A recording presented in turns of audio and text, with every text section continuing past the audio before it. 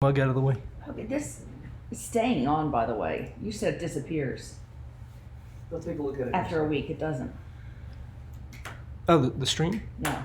It stays up on your channel? That's fine. So worst case, we just make it private. No biggie. No, I want them up there. Okay. Yeah, but I want people to be able to watch it even though they don't catch it right at the day it's happening. They can even watch it 2 or 3 times during the week. Get really good.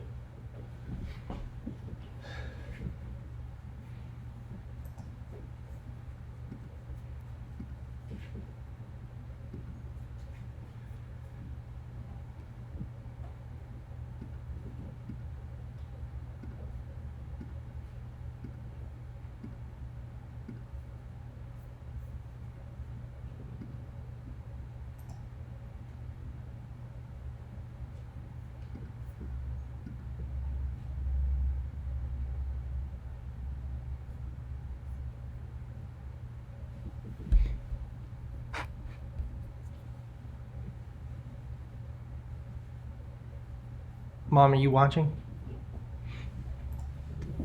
Are we live? Mm-hmm. Are you the one that's watching right now, Mama? There's a serious delay going on. Yes, that's the YouTube delay.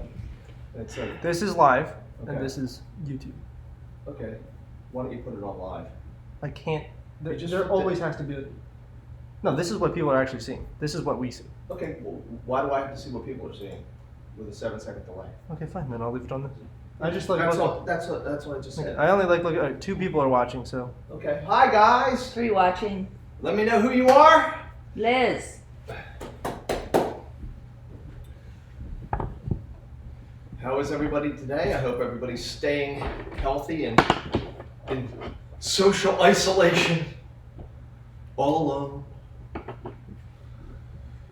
at least 6 feet away. I had to go to Wegmans last night, and I had to stand outside the store in a 20-person long line with one person every like 10 feet, and they were only letting a couple people in at a time. So I think we're hitting the worst of it right now. Hopefully things will be turning around soon and all the social distancing will have had a positive effect on nipping this in the bud, so it's Sam not a is on? continuing problem. Hi Sam.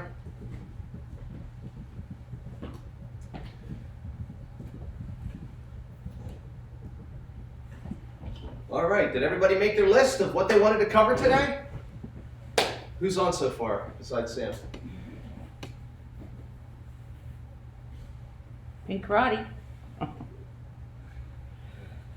All right. If everybody will go to the chat, the comments, and let me know who's here.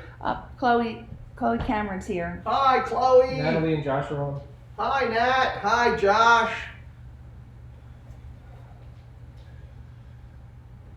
All right, let's get started. Citation. Attention. And down. All right, let's get warmed up with some footwork.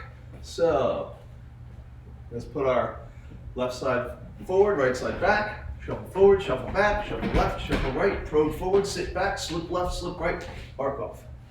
So ready? Shuffle forward, back, left, right. Probe, sit, slip, slip, arc. Shuffle forward, shuffle back, shuffle left, shuffle right. Probe forward, sit back, slip left, slip right, arc off. Shuffle forward, shuffle back, shuffle left, shuffle right. Probe forward, sit back, slip left, slip right, arc off. All right, do that like 5 times. All right, make sure when you slip, you're putting your head right on top of your knee, and it's up nice and straight. And boom, head right on top of your knee, right above your knee, nice straight line. And over, boom, boom. Your head and your foot step together on your slips. When you arc, leave your front foot where it is, pivot on the ball of your foot, and get that back foot out from around you so that you're off the plane of attack.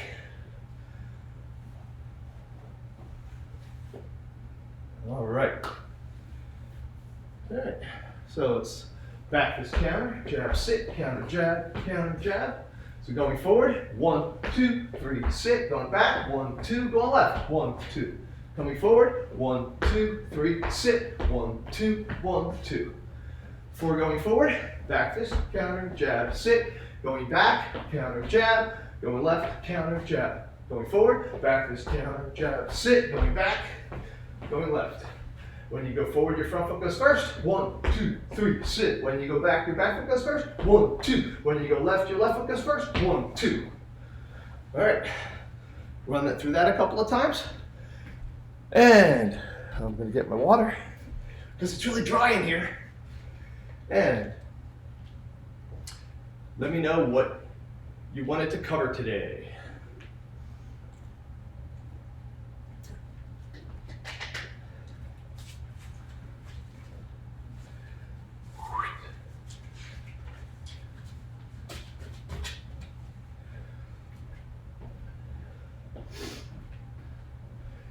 Do we have anything, Miss Liz? How many people are online now? Let's see.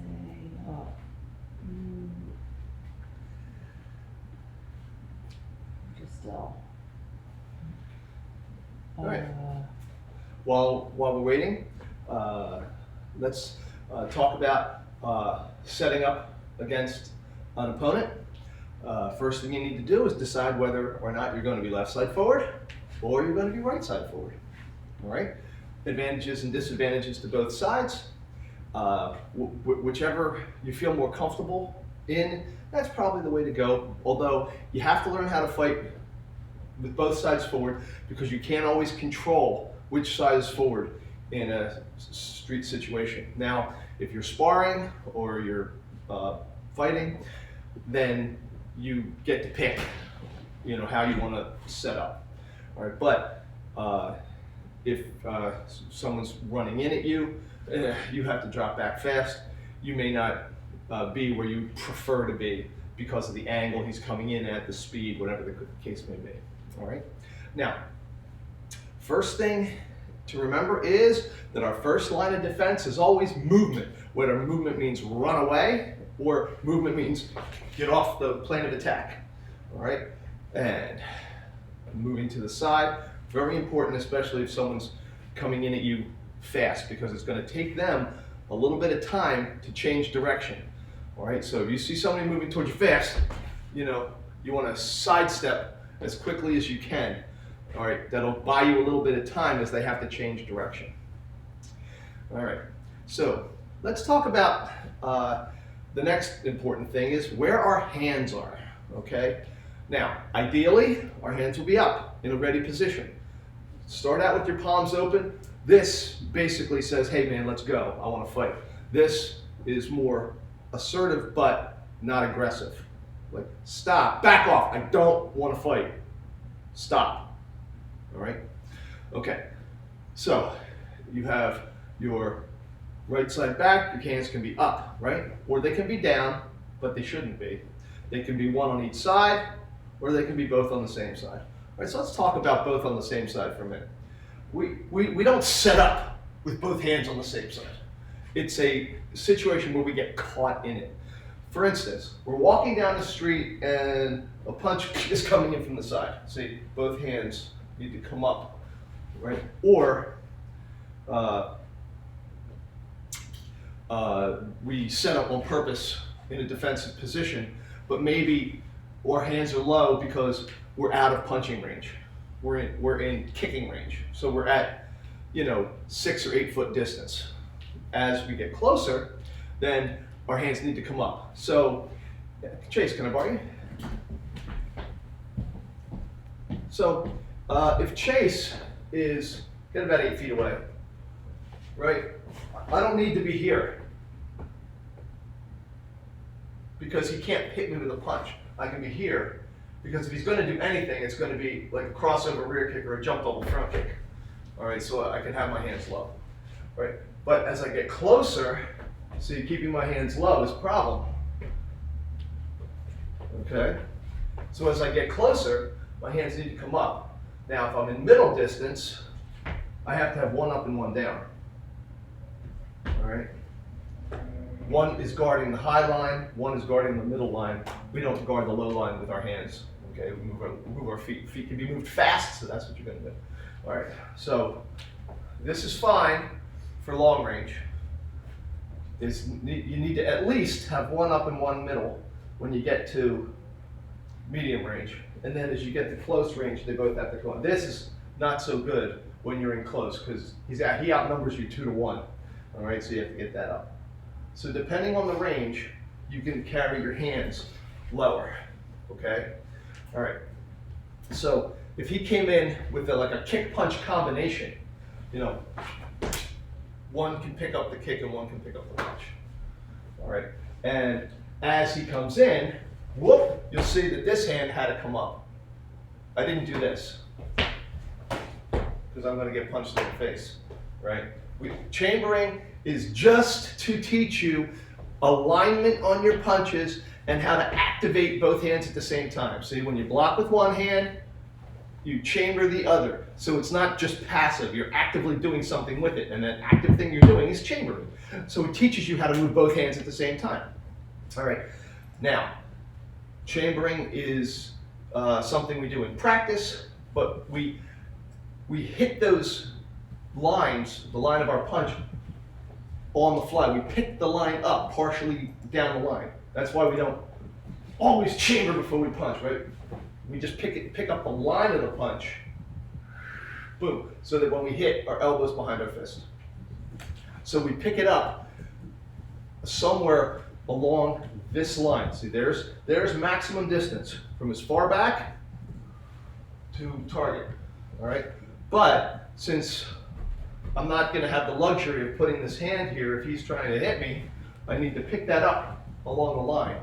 But the important thing is, at the point of contact, my alignment is correct. All right, you don't want to be punching all out of alignment like this.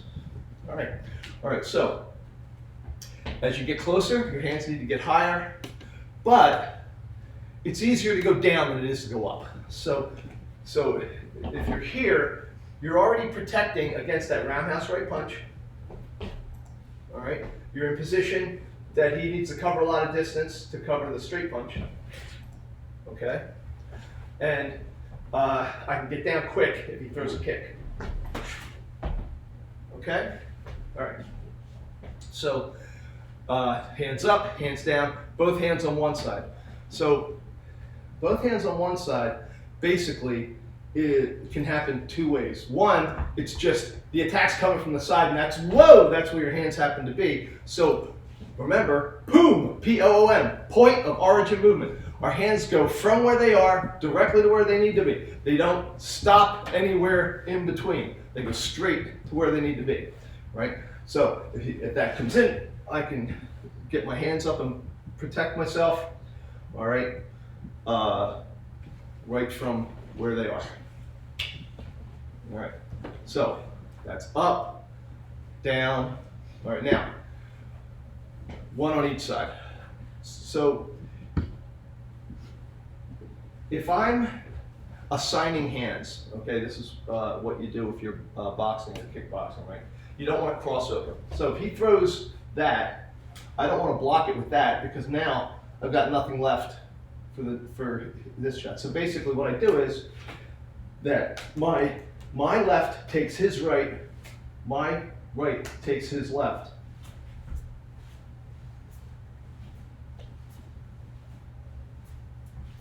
Okay? All right? So we're not crossing over. All right. So generally, if someone's coming in, we don't want to cross over because I throw the left. Because if I do that, all right, he's got a cross coming right behind the jab. I block, then boom, I get knocked down. All right. So I need to assign hands. Okay. So that's number one. Number two, you could be framing your face to draw him. Drawing is one of our strategies. To draw means to get him to come in and attack you, but in a way that you want him to. So you're kind of tricking him into giving you the attack that you want. So if I go like that, hey man, I don't want any trouble. I'm asking him to punch down the middle because I'm taking away the roundhouse. So I'm like, hey man, like I don't want any trouble. All right. So I'm framing. All right. Okay. So now, some techniques can be done from multiple positions. They can be done from hands down, or they can be done from both hands on the same side, or they can be done from hands up, but they can also be done from one hand on each side, but up or, all right. So here, right, we're gonna come across. So if our hands are up, we come down. If our hands are down, we go up. If our hands are crossed, we cross. If we're on the same side, they both move over. Now, I said that we'd talk a little bit more about both hands on the same side. Now, in the dynamics of fighting, let's say he throws a straight right. Basically, this right hand can end up in one of three places. It can be outside of our left from there to infinity. It can be between my two arms, or it can be outside my right from there to infinity, right? So, if I'm here, it can be that away, it can be in between the two, or it can be that. And that's pretty much the only thing. It can only happen in one of those three spots. So if I'm here, hey man, I don't want any trouble, whoa, see, and I step off the line, see, I pick that up outside my right, okay? But he throws it again, now I picked it up in the middle. Now he throws it again, I picked it up outside my left. So how you move can determine where that hand's going to end up. All right, and you don't really have to worry too much about it because you should be operating by feel. So hey man, look, I don't want trouble. I go, oh, this hit, I ended up between them. Boom, pop. All right. All right. Or I'm here. Whoa! Oh, I ended up outside of them.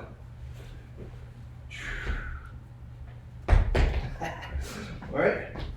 Or here, I end up inside of them, but I controlled the distance. So I went back on the diagonal, right, to make sure I was out of position for that strike.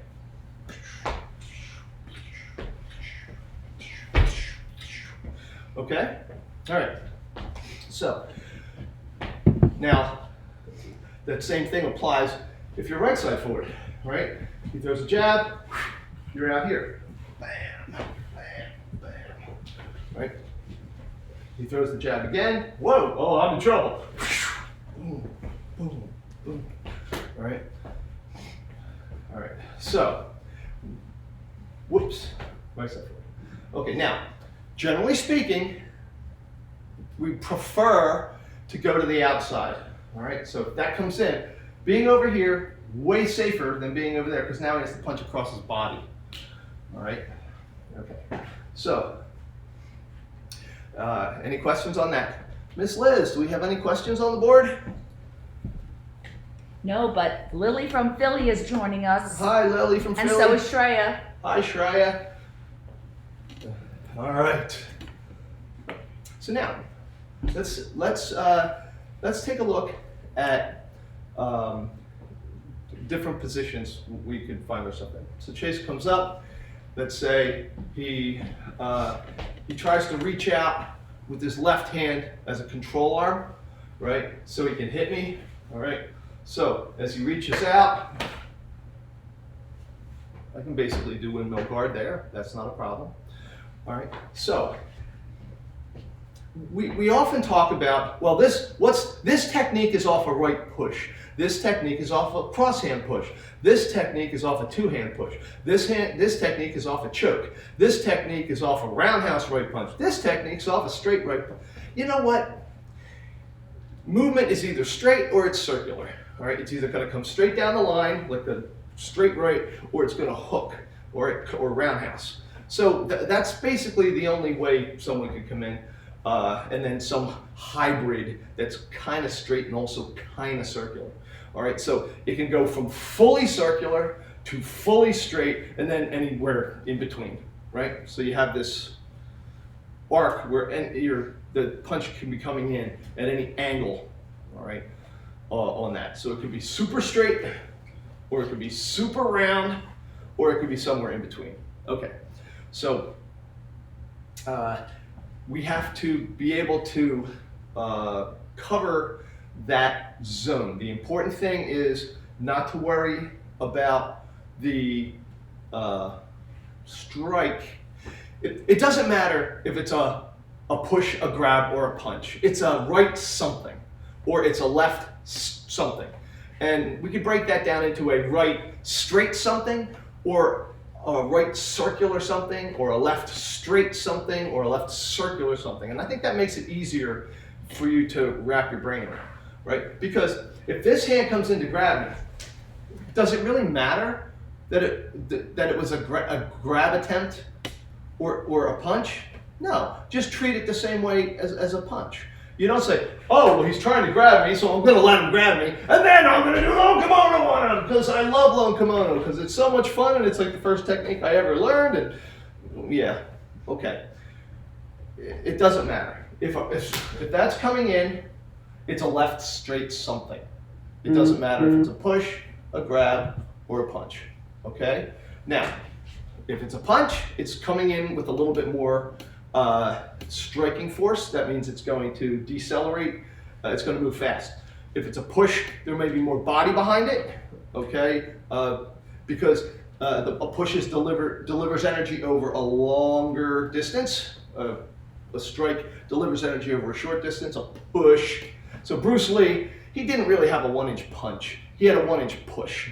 You can tell because when he hits people, I can just demonstrate it. I've practiced this a little. But it's actually a push because it knocks people back and they fall into the chair, right? When you see the old videos, they go back. So it's a push, it's not a punch. All right? When you get hit with a punch, boom, you double over and fall straight down. A push knocks you back, okay? So, but it doesn't, the point is, you don't have to have a different technique for a left grab, left push, and left punch. One technique should serve for all three of those situations. Now, normally, we practice windmill guard off a straight right. But we can do that off a left whatever just as easily. Okay? Now, you'll notice Kempo is all about teaching contact manipulation. Okay? So what does that mean? That means we don't just dance around the guy and try to hit him. You know, we should actually be controlling his body. So getting on the outside, this jab comes in. The first thing we need to do is make it miss us. So I like to kind of do a whipping action slap at that point, just to give it some energy to get it off angle. Now, I don't know if you can see this, but here it comes in. See how I'm taking it off angle? All right, so his punch started out coming straight at my face, but it ends up pointing at the corner.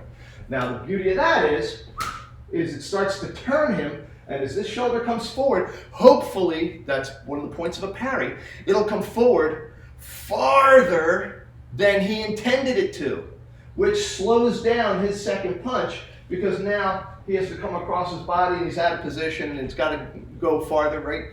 So distance equals time. The longer distance his punch needs to travel, the more time you have to do something to make it not hit you. Okay, so let's get back to this way. All right, so our general Kempo principle is when we're inside, we block at or below the elbow, because you don't want to block the bicep and then have this thing whip across. See, I'm not controlling it. But if I hit here, then I am controlling it. All right, if I'm on the outside, you block at or above the elbow because you don't want to block his wrist, have this fold over and then eat his elbow and lose half your teeth, okay? So this, with this coming behind it, is a problem. All right, but here's the problem. Here's a big problem, right? If I go directly for the elbow, Okay? Now we're talking about real life here, not Kempo theory, okay? But because attacks come in fast. Most of the time when I see trained people get into trouble in a street situation, it's because they weren't prepared for the speed of the opponent's attack. They were overwhelmed by how fast the attack was. So, you know, you gotta train for speed. All right, so if I come up here, look at, that is not a lot of margin for error, okay? That is not a lot of margin for error. So what we're gonna do is we are going to climb up his body. The first thing we do is we catch his wrist. The second thing we do is control the elbow. That's our double parry, right? So we're here, 1, 2. And what that's going to do is give us control of him. Now, I'm not just holding his arm there gently. I am checking it into his center line. Do you see his weight back on his heels? See how I'm checking that arm? All right, I need to prevent him from turning and throwing that second punch. So 1 redirects that, 2 controls it, all right? So you want to get on that and check it into his center line. Now you don't want to turn him because then you'll send him into orbit, all right? So you need to practice 1, 2, checking into his center line. Try to spin, see? Because I'm checking into his center line. If you can do that, you will be at a very high level of self-protection. So, hey man, I don't want any trouble. 1, 2, okay, so I'm controlling him. Now, I'm on the outside, so I'm controlling width. The next thing I want to do is make sure he doesn't pick up that front foot and side kick me in the ribs or roundhouse kick me or whatever with it, okay? All right, so all right, I always tell you not to steal my secret weapon, but you don't just step on his foot. All right, so hey man, I don't want any trouble. 1, 2, 3. Now, see, you've got him checked. His weight's back on his heels, and he can't pick up that front. And you can fire. Now you have a control arm. See? But see how I'm manipulating him and controlling him? I'm not just dancing around him. So a lot of times it's like, dance, dance, dance. You know, 1, 2. You know, and then, but you're not really stopping him from doing anything. So just gently kick me in the stomach after I was starting to go. 1, 2, oof. See? I didn't do anything to prevent that kick.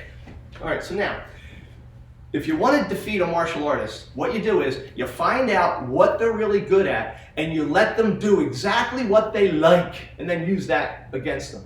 So if they're, you know, very traditional like Shotokan, they like to move in straight, you know they're going to come in straight. So you know you're not backing straight up, you're moving off to the side, right? You've got a Taekwondo guy, you know he wants space to do his big round kicks, you keep jamming him. You do not give him room to kick.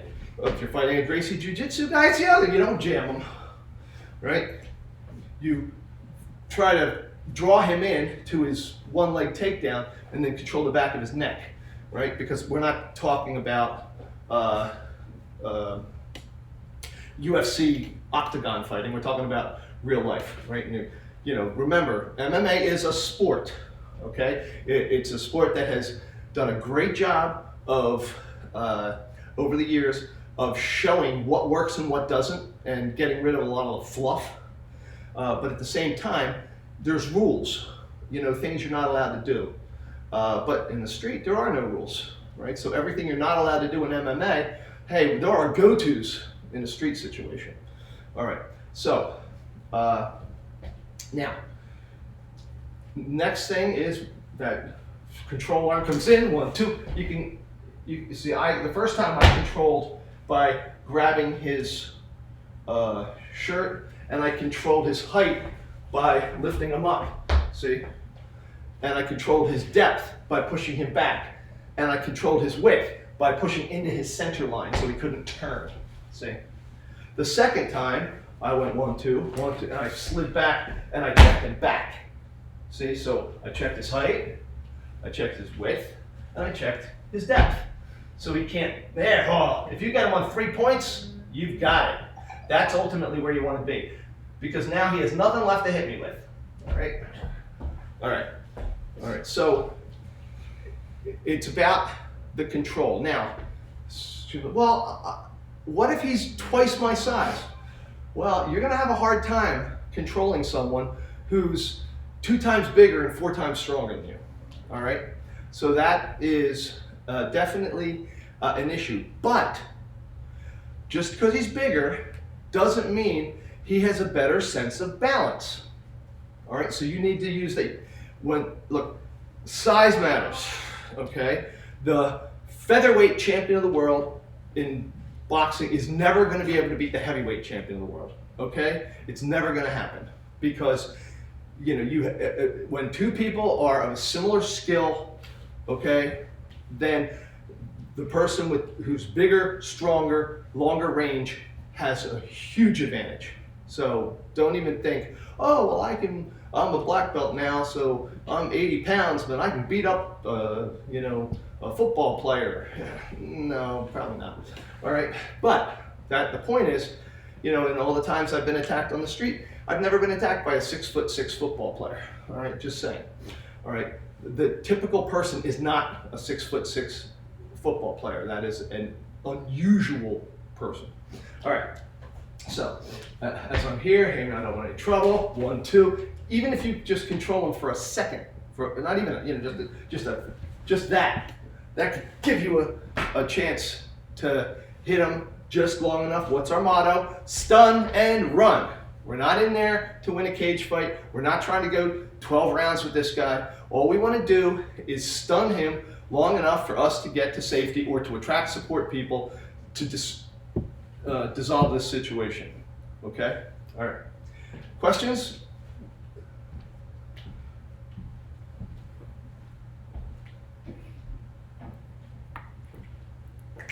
Okay. Get a quick drink of water. And let's talk about playing zone defense instead of man-to-man.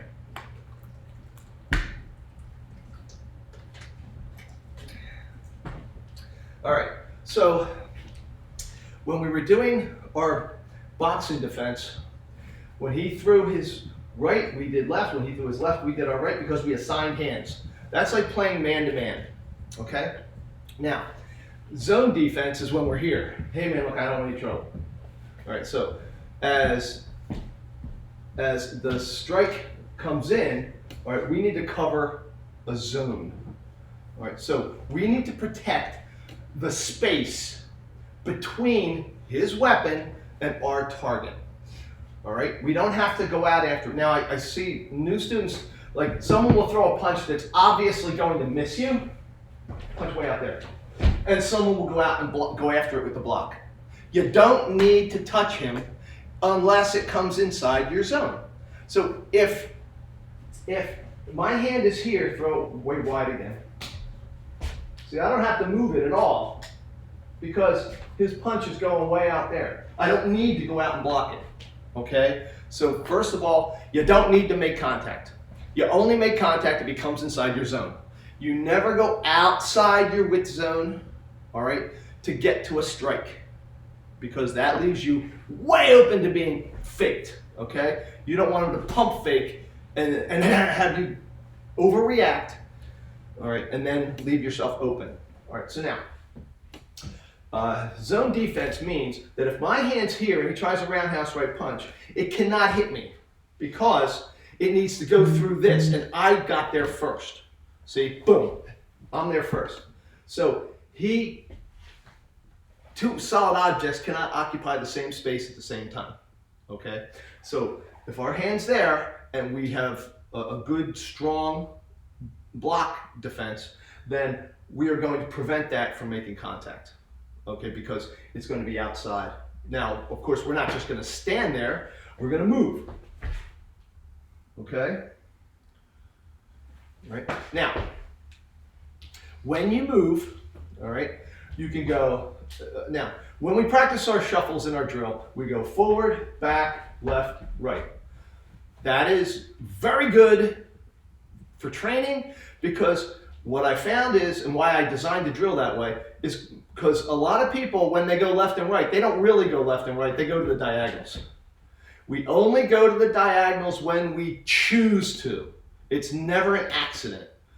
All right, if we want to shuffle sideways, we want to maintain distance. We don't want to accidentally get out of range or accidentally go into range. We choose the distance. We set the distance. We maintain the distance until we don't want to maintain the distance anymore because we're planning on hitting it. Okay? But you have to control the distance. All right. So if I accidentally go diagonal, boom, I just walk right into his shot. Whereas if I go straight, right? All right. So when you go to the diagonals, it's a choice. Now, there's one Kempo like patch a sign where you have your plus sign and your cross. Okay, so that gives us 8 angles.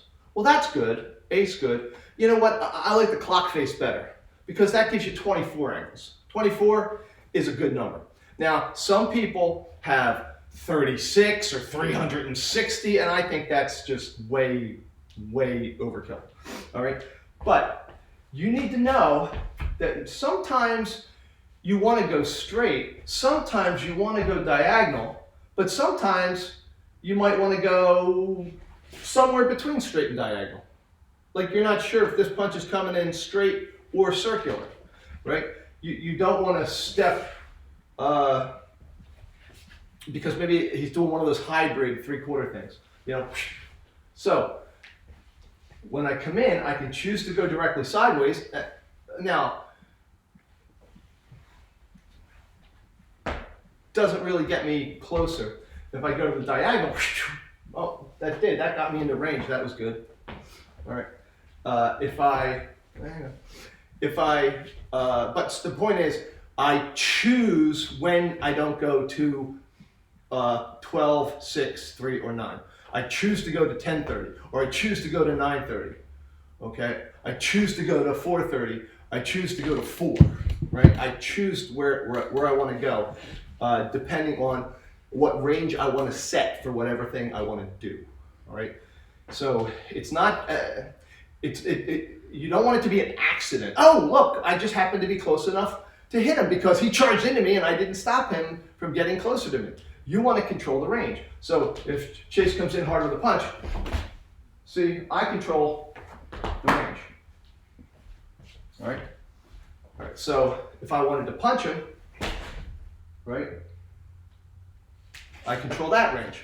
So I needed to get closer that time than I did. If it's a kick, I don't need to get as close. Now, kids, what do adults have that you don't have?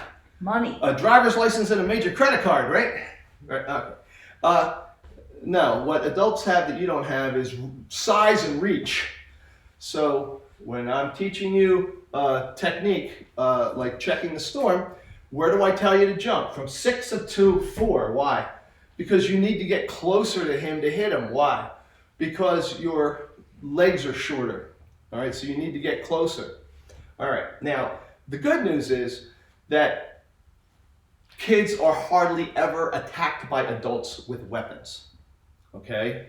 Unless it's a domestic situation, and we're not covering that right now. All right, so an adult will probably not come up to you brandishing a club, a knife, or a gun, and then point it at you and make you do what they want. Usually, they either try to intimidate you and scare you, get in the car right now, you get in that car. Or they try to, hey, how you doing? Hey, listen. See, so they're going to either overwhelm you with fear, with an intimidation if they're a power predator, or they're going to try to trick you, right?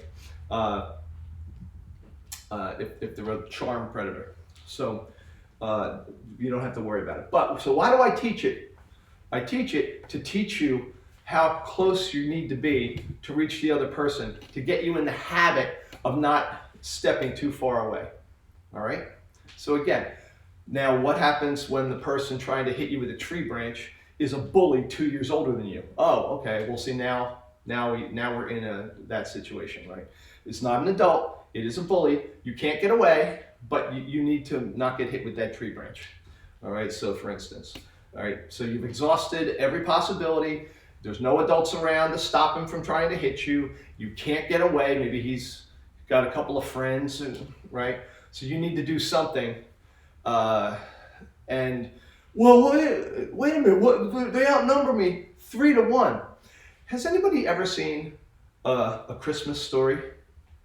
Okay. What happened when Ralphie started beating up the bad guy, the bully? Did the little kid jump in and try to fight him? No.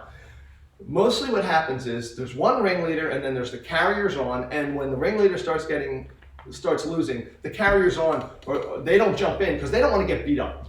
All right, so they're not hardened criminals. They're just like, ooh, wait, what's going on? And they're scared because they think the bully's the toughest guy, and if you can hit him and hurt him, well, you can hit them and hurt them. So that's psychological. All right.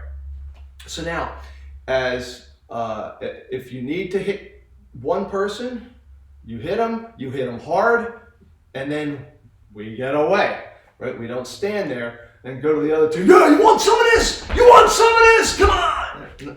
Just hit them and then get out of there. All right.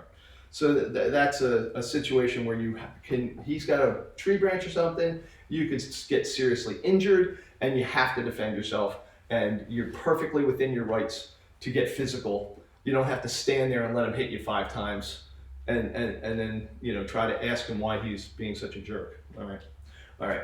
Questions. Miss Liz, do we have any questions on the board?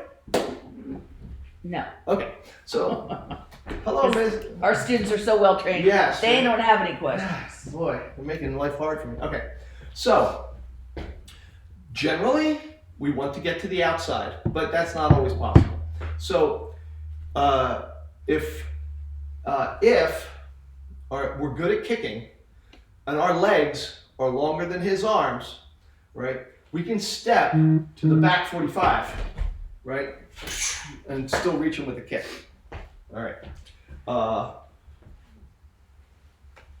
Now, here's a problem.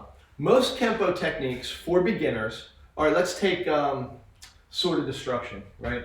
Let's do it off a roundhouse, right? So we do outward block, kick, chop, right?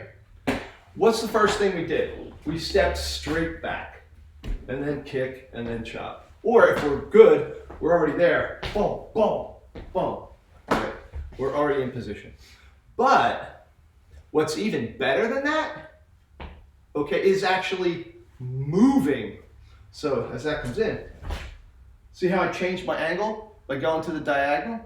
So take your techniques and go, how would this work if I stepped to the diagonal instead of straight back? And then play with that, all right? So you'll notice now that I'm in a fighting stance, and Chase is basically in a horse stance to me. I've got wide open shots, right, at his center line. All right, I'm in a much better defensive position right now than he is, all right?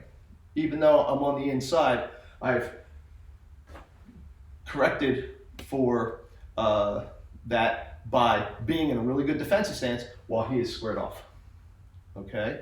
What you don't want to do is be on the inside directly in front of him, in range, okay? If you're in range, you're doing one of two things. You're hitting him or you're getting out of range, okay? You never go into range and do nothing, with one exception. If you're faking him. If you're faking, ready? If you're faking him, first you set up the fake and get him to respond to it, right? Right. So, but remember, fakes have to be set up. Right? Okay. We'll talk more about that later. All right. So I'm here. Hey man, I don't want any trouble. I go back to the diagonal. All right. I'm inside this block. Now, is the first thing I need to do hit him or control him? Control him, right? All right. So even if I step back here, I can still control him. All right, by bringing him across. So pop as soon as we make contact, I've got a handle. Okay. All right. So one. Now, if that second punch comes, we can check the weapon, right? Or we can check the source of the weapon by checking his body, right? Ta-da! All right, Chase is such a good sport. All right, now, okay, so concepts. You control the distance. You want it to be out of his punch range, but inside of your kick range if you're planning on kicking him. You never want to be in range and not doing anything. All right, now second, let's go back to the assigning hands thing. So this hand's job is to make sure that doesn't hit us. This hand's job is now make sure that doesn't hit us. Okay, and then we can do stuff from there. All right, but both hands always need to be set into motion, and both hands have to be using what we call active defense. Right? Active defense means you're using your skills to make high stakes predictions, okay, of what's coming next. So from here, I'm expecting one of two things. I'm expecting this punch, or I'm expecting a kick off that foot. All right, that's what I'm expecting next. Now, I might not get it, so I have to be flexible in my thinking. I may get something different, all right? But most likely, from here, he's either gonna follow up with a kick with that foot or a punch with that hand, okay? So those are the things I need to take away from him first. All right, now, next thing. We get into this habit, and I think, unfortunately, Kempo kind of drills us the wrong way here, because it's always take one step and do your thing. And there are very few techniques where we do a second step after we do the first step to ward against a second attack, okay? So for instance, I'm doing fatal deviation. He throws a roundhouse left, he throws a roundhouse right, he throws a roundhouse left. See, I pivoted, but I didn't move. All right, entwined maces. He throws a left, he throws a right. I see my feet, I'm in the same place. Now, of course, the kick techniques you're moving. He throws a kick, he throws a punch, right? Okay, I did move twice there. But one of the few techniques are like protecting fans and circling fans. Like circling fans, right? He throws jab to the body, and he throws a cross to the body. All right, so I'll lead it this way. So I go step, step. See, I move twice. All right, so you take those techniques and go, okay, he throws a left, he throws a right, and see how I made him miss me? Now, he could have kept going and overextended to try to make contact, which would be great for me. I want him off balance. And anytime he wants to overextend to try to reach me, that's awesome. And I didn't do the blocks, I just did the steps. But you'll see, I lose distance 1, I lose distance 2. But again, I went straight back. How about I go over here? So what was the footwork that I did there? Checking the storm, very good. So I'm here, I do a push drag. Right? Bam! All right. So, hey man, I don't want any trouble. Boom, boom. Push drag. See? So techniques can be used off of multiple attacks. And the footwork can be interchanged, right? Instead of just going step cat straight back, right? He throws a right punch. Oh, ready? I did a step cat off to the side. All right, on the diagonal. Now, from there, he's going to take a long time to get to me with that left. But that right foot, that's what I'd be immediately worried about, is him doing something with that right foot. Oh, watch your hand. And I'll go right into, Deceptive Panther like we were practicing last week, right? All right, so you need to be flexible. You need to be able to adapt on the fly, all right? You need to stop thinking about doing a particular technique and thinking about what's open. Okay, so Mr. Knacker told me, when I first started learning how to spar, right? He goes, all right, he got into position. Come on, right? He got into position, and he's like, okay, what do you see? Well, this hand's protecting that, and he goes, yeah. Don't think about what's closed. Think about what's open. What isn't he protecting? Oh, well, right there. See? All right, so, right? You're not going to block. Oh, I'll just hit him. If he's not going to block it, just, oh, there we go. All right. Or pump fake and then hit him in the head. All right. Okay, so think about going off angle no matter what you're doing. All right, so we do this all the time on left side forward defenses off straight right?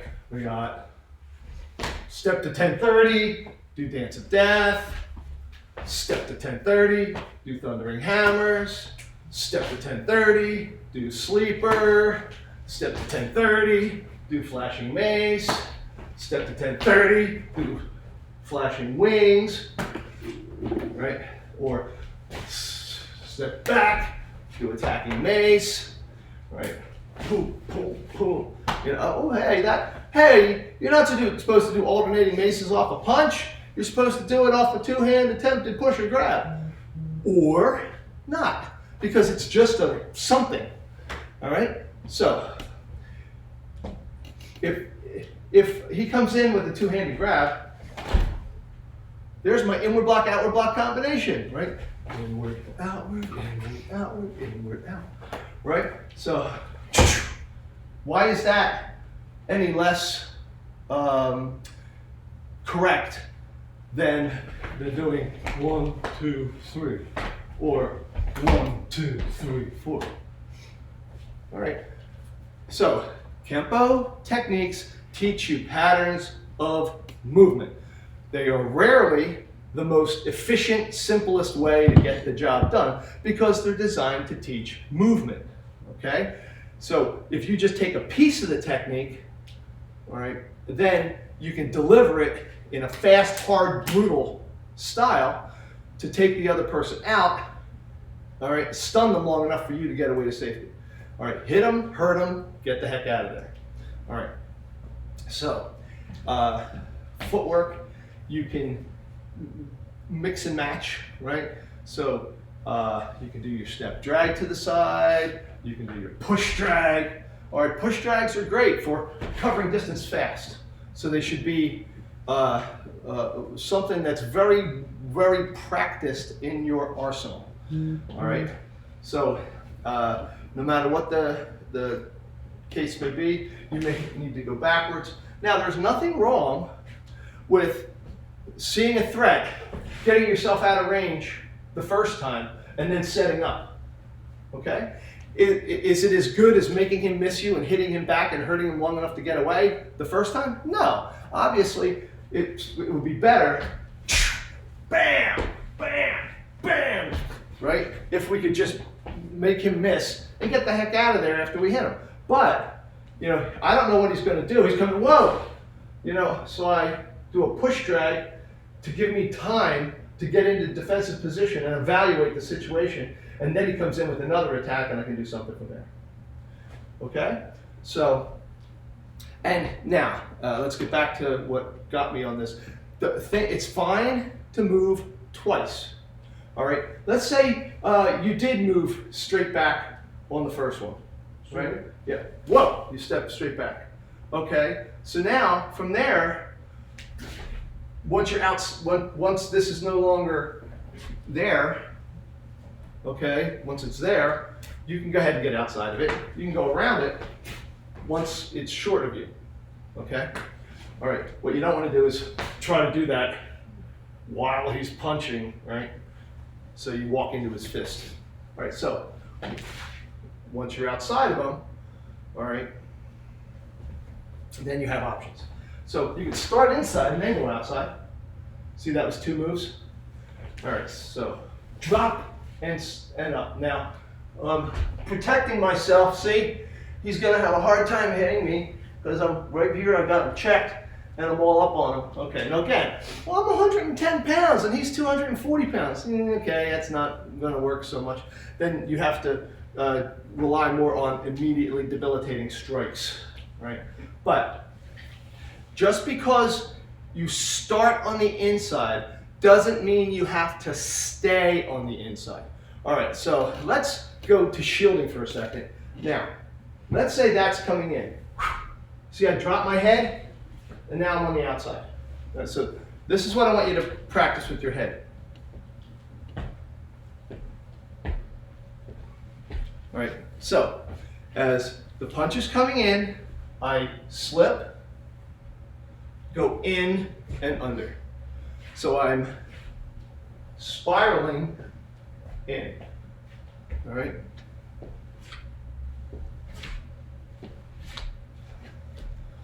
So that first punch comes in.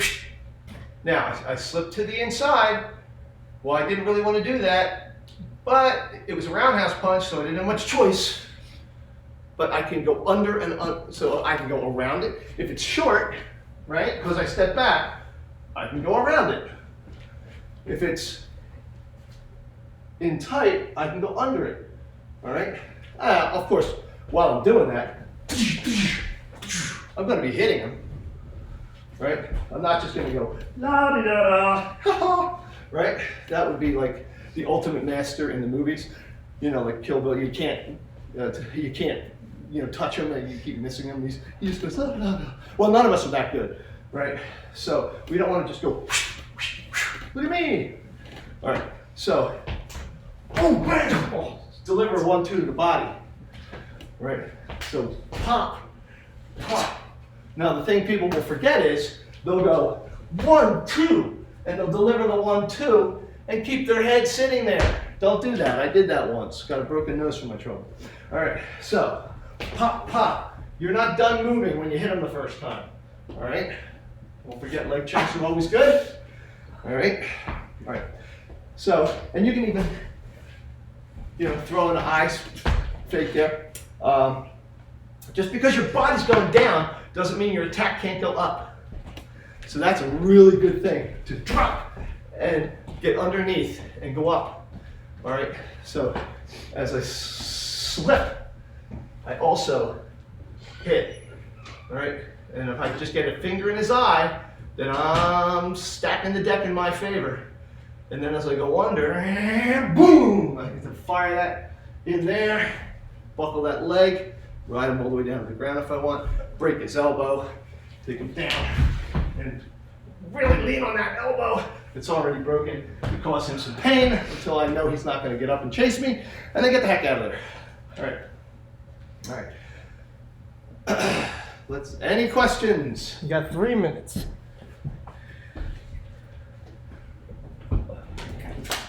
Okay. So advanced concepts here. Keep moving. Don't just think because you made one step that you're done. All right? Too many defenses. You take one step and then you're done. Okay? Don't do that. All right? Make sure that you're constantly changing your angle, constantly improving your angle. All right? Constantly getting away from his most likely next weapon. All right? Now, at the same time, just because you're actively protecting against the most likely next attack doesn't mean you don't have the flexibility to adjust on the fly. You have to. All right? So some people are like, well, you never know what he's going to do, so you just have to, react to what. Okay, but that's one step up from saying, I'm going to do this technique and this is the one I have to do. Okay, the next one is, well, I don't know what he's going to do, so I have to be flexible. That's great. But now, being flexible while taking away the most likely things, that's the next step. Okay? Your hands have to be somewhere, so why not put them where the next likeliest attack is? All right? So, how do you defeat someone who's doing that? Drunken monkey, all right? Doing strikes from odd angles with weird timing, all right? Natural broken rhythm. It's always got to be careful when you're sparring with someone who is naturally uncoordinated because they don't come out on the expected timing. which is another great thing to learn. Broken rhythm, how to break your rhythm so that the other person is constantly off time, okay? So you're hitting on what we call the half count, and we'll go more into that in another lesson. All right, guys, great job today. Attention stance, stay safe, stay healthy, have a great weekend. Horse stance, warrior scholar, attention, and bow. All right, so that was advanced. Yep. We'll give it a few minutes, see who is still here, who's not, and see what people from the next class are in. Can we should we just leave the camera on, or should we turn it off? I don't want to mess around with the audio because I can't get it back on. Okay. Just leave it on. So, but yes, we are still live. This is just the period in between classes. I can go like this. That's fine. But the audio is still.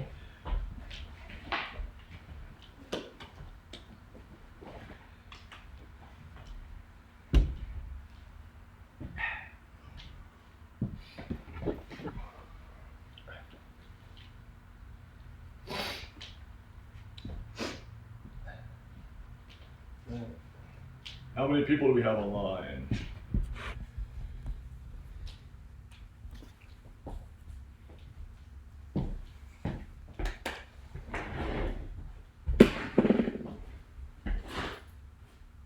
You have 5 on right now. Okay. Hi guys. Either somebody is still here from the last one or Okay, that's fine. such. Hi guys. Please go in the chat and let me know who you are, so I can gear my Or who's still here. instruction to what you need. Or if you're still here from the previous class, let me know that too. And if you have any questions or things that you need to cover for your next belt test, let me know.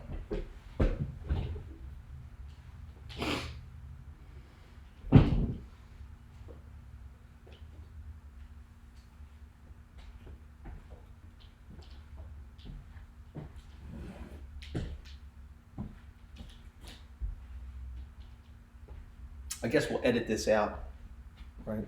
You can't edit a live stream.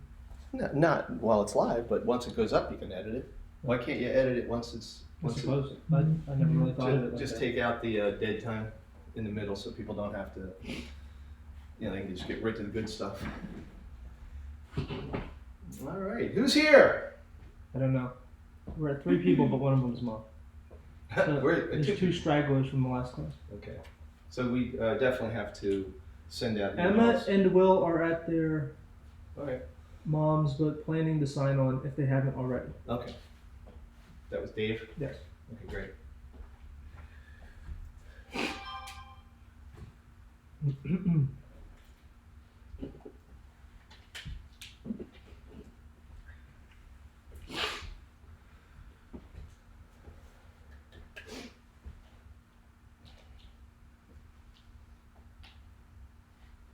Anybody who's still here from the previous class, do you have any questions while we're waiting for the beginners and intermediates to sign on? Nikki and Tommy are here. Hi, Nikki and Tommy. Hi, Nick. Hey, T-Bone! Spider Bear. Spider Bear? That is their user. Spider Bear. What happened to Bat Mall? That's what I thought it was last week. Spider Bear. Now we did techniques from their list last week, didn't we? Yeah. Which ones did we do? Or did we do all of them pretty much? Yeah, we pretty much did all. Here, Mom, do you want to run the chat? You want to type? Ooh, loves. Yay. All right, salutation, warrior scholar, attention and bow. All right, guys. Now, for some reason, people's horse stances stink. Okay?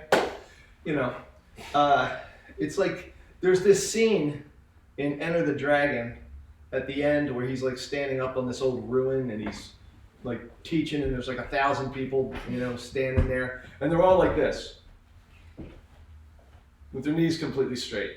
I'm like, what are you doing? All right. Now, there's also, you know, horse stances that are like this. And I don't call that a horse stance, I call it an elephant stance because you can't do anything from there. Your feet are too far apart. All right.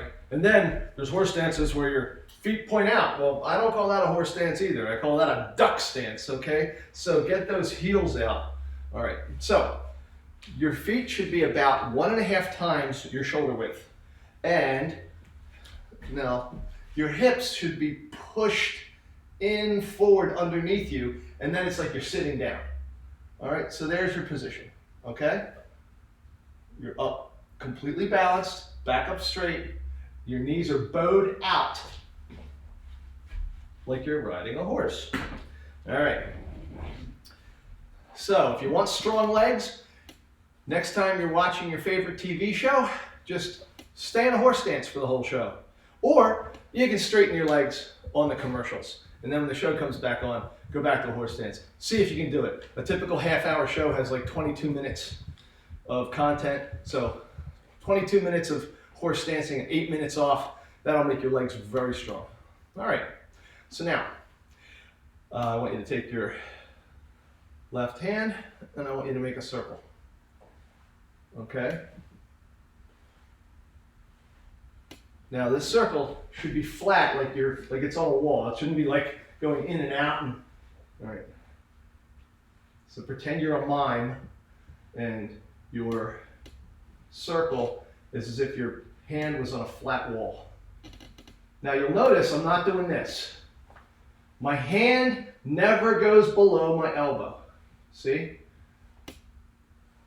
So we're practicing good blocking position.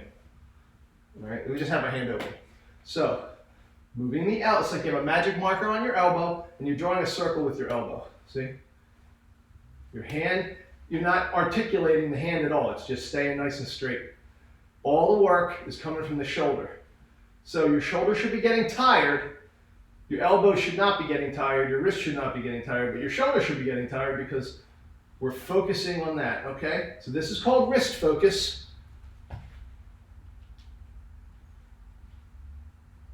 This is elbow focus.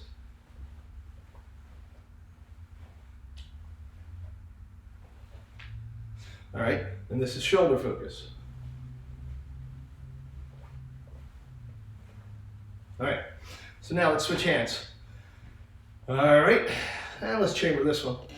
All right, so same thing here. We're doing circles. Now these are called outside in circles. See, this is, I'm going from the outside in going down. So this one's outside in.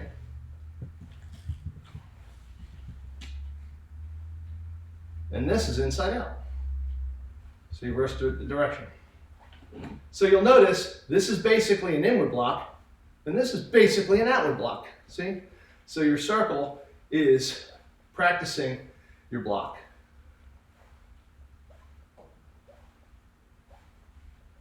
And your strikes, because it's just application, right? All right, let's go back to this one. We already did outside in, let's do inside out.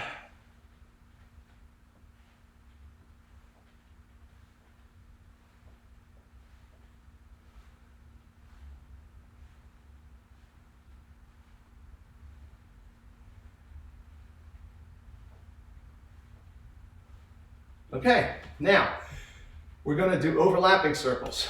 So, starting on the outside, let's do outside in, overlapping. See how this hand's over here now, this hand's over there now, and there's part of each circle that's inside the other circle, like a Venn diagram. Outside in, outside in, outside in, outside in, outside in, outside in. Make sure you're not dropping your hands. See, you're moving your elbows. Outside. Now let's reverse direction. Now you're going up. Inside out.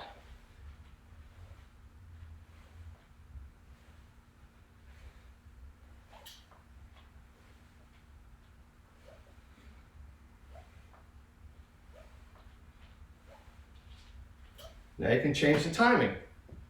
All right, instead of coming in and crossing simultaneously, right? So this would basically be hooking wings, right? And this, right, could be thrusting wedge, all right, or I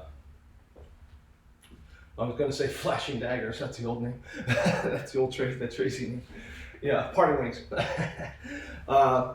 Okay, now from here, I want you to alternate them. Outside in, outside in, outside in. All right, so they're on the opposite side of the circle at the same time. And now reverse it.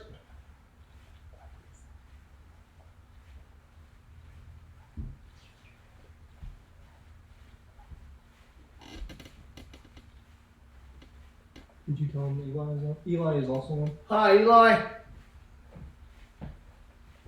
All right. So those are our overlapping circles. Okay, outside in, inside out, and we change the timing.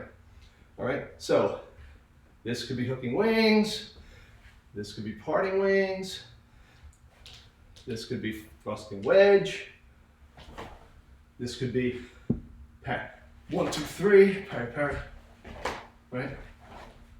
Right. So when we do like windmill guard, see, we're just doing overlapping circles. When we do reversing mace, we're just doing overlapping circles. When we do raining claw, we're just doing overlapping circles. Okay? All right. Very good.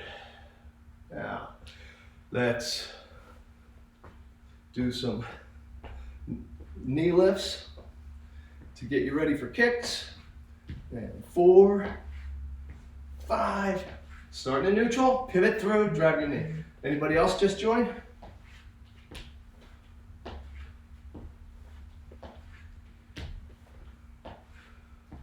And switch sides. And just bring that knee up. Now, every front kick has a knee strike built into it. All right. So there's a lot of different ways to deliver a kick. We have our standard kick. All right. Chase, can I borrow you? All right.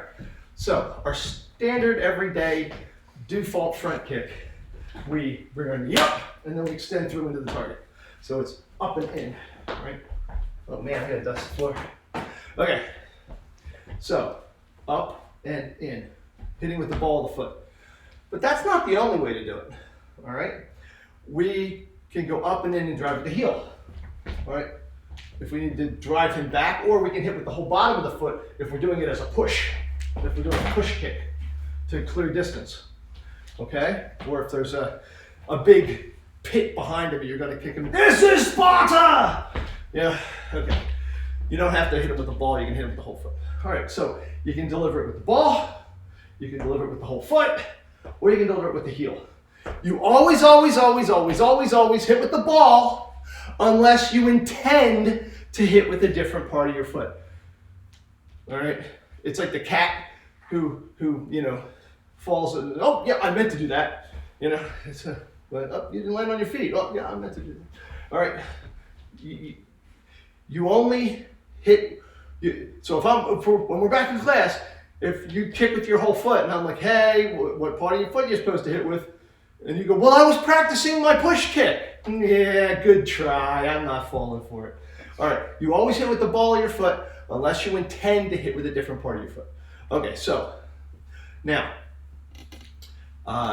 Having said that, you can also deliver a front kick with your laces or your shin, depending on the situation. If you're too close, you know, you pick, oh, I'm not gonna, then you have to hit somewhere else. Now, you say, well, why don't I just do a scoop kick? Absolutely, just do a scoop kick. If your brain tells you, hey, I'm too close to hit him with a front kick, then of course you can just opt to scoop kick once you know how. All right, but if you don't, whoa! See, you can still hit them with the shin. Now, if you're even closer, boom! It's a knee, right? So pop. So it's oh, I can't kick him. I'm too close to kick him. Fine. Boom. Boom. Do a knee instead. That's the whole point. This first move is teaching you how to deliver really good knee strikes. Boom. Okay? So that's why I'm always like, don't bring everything up at the same time. Really articulate that. Because now you're learning, hit with your knee, hit with your shin, hit with the ball, with the laces, hit with the ball, hit with your whole foot, hit with your heel. Okay? So those are all different ways that you can deliver that kick. All right. So now let's take a look at our side kick. So I have kind of taken out side snap kicks from the curriculum because I think they're a very limited utility. So that's a snap kick. You know, okay. I believe that a power side kick, a side thrust kick, and a side stomp kick are much more reliable and damaging to a person on the street. That's not to say you can't once in a while fire that side kick out, but if you're inside a guy's leg, doing a stomp kick with continued pressure rather than snapping and coming back is probably going to do more damage to his knee. All right, and thrust kick to the body is devastating. And again, I learned that from Joe Louis, who was considered to have the greatest sidekick, of all time. So the issue I see is people who kind of put their leg into roundhouse kick position and then try to side kick, so it comes out like this, and it loops, loop. All right, you're losing a lot of power on that, and you're basically doing a snap kick. All right, when you should be doing a thrust kick. Now, your side kick is your leg's version of a punch. When you do a straight punch, you don't punch like this, right? To punch, your elbow has to move, all right? Unless you're doing it with your body for a really in-tight, like uppercut to the body or something, then your arm barely moves at all, right? If you're doing a hook, you just lock it into place and turn your body. I'm not talking about that right now. I'm talking about extending a full extension punch. Your elbow needs to be behind your fist, because if you do this, that's not going to be a very powerful punch, because the force is going to go up here, take a right turn and go over here, and then take a left turn. It's like zigzagging up my body. All right, so that's no good.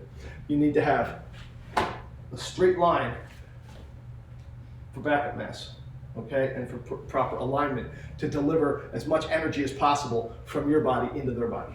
All right, so now my kick is my leg's version of a straight punch, which means my knee has to be directly behind my heel when it touches.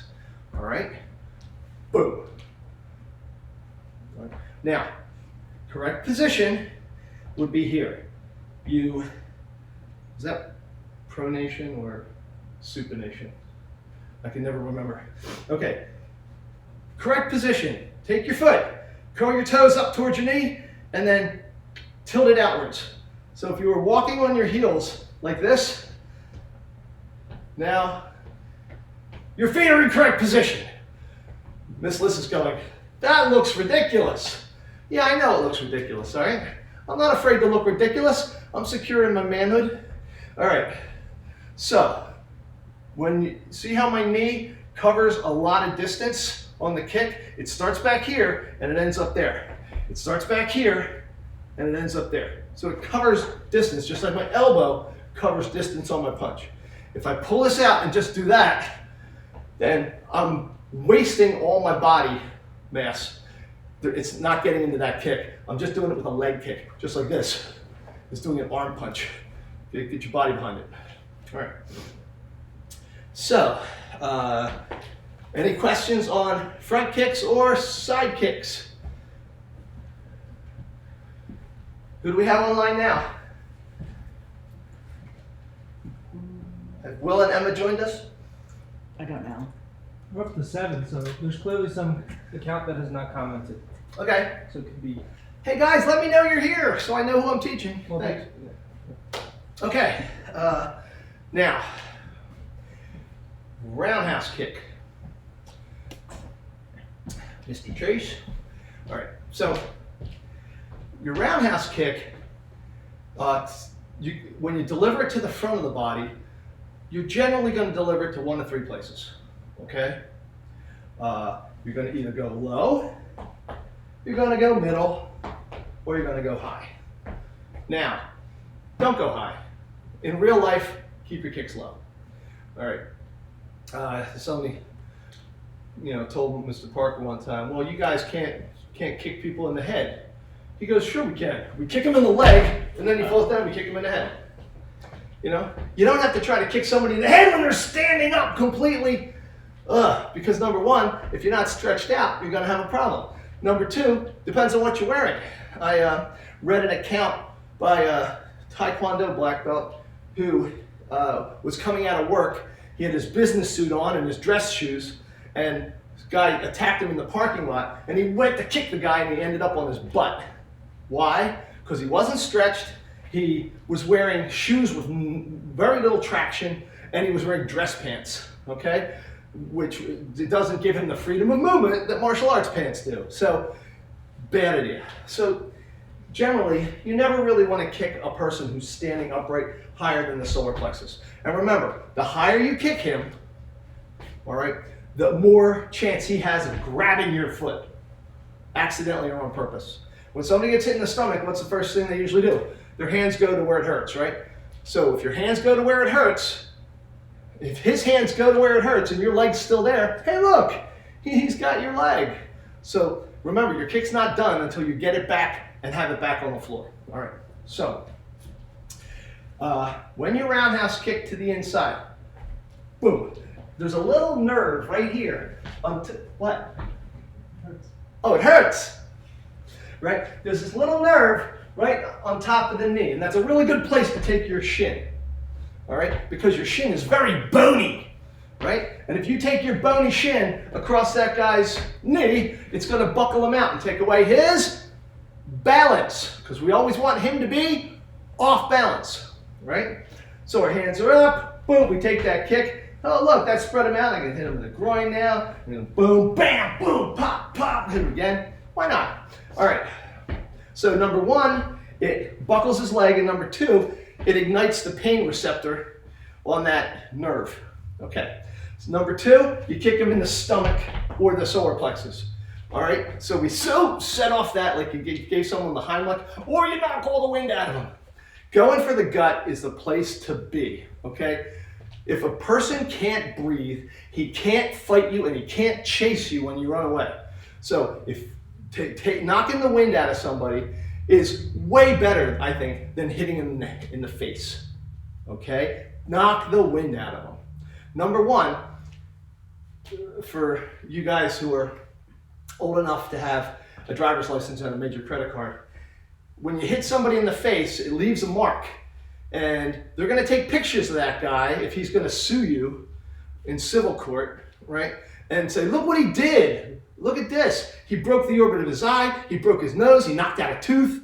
And that's all stuff that the jury can see. But if you punch him in the stomach and knock the wind out of him, number 1, he's probably not even going to try to sue you because there's no physical damage, because he just had the wind knocked out of him. Now, of course, if you kick him in the stomach and he later goes on to die, well, that's another thing entirely. But I don't think any of us are going to be kicking hard enough to kill people with one shot with a roundhouse kick right now.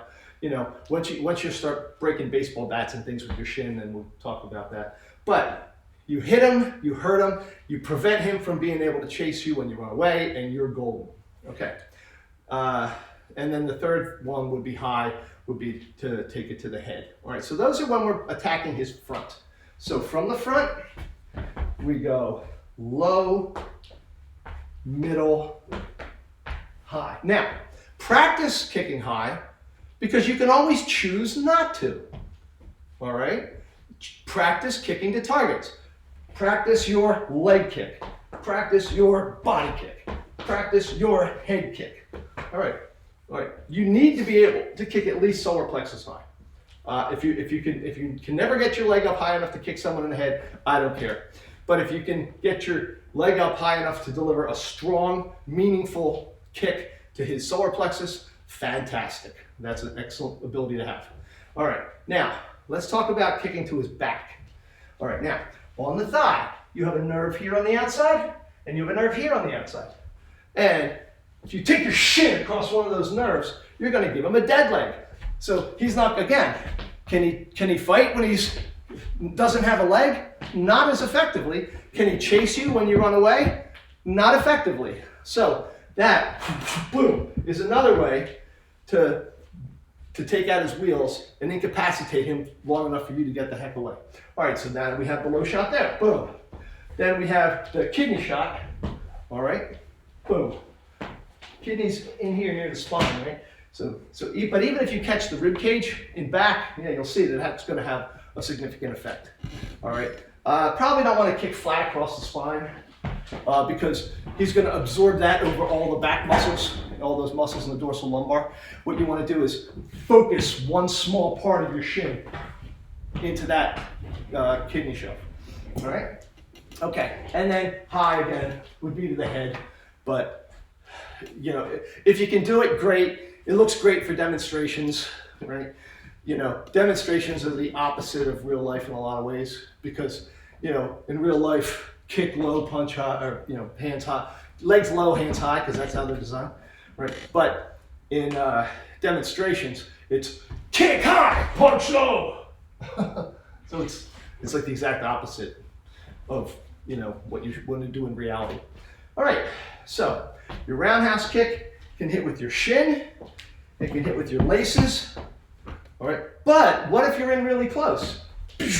Oh, check that out. My roundhouse kick is also a knee.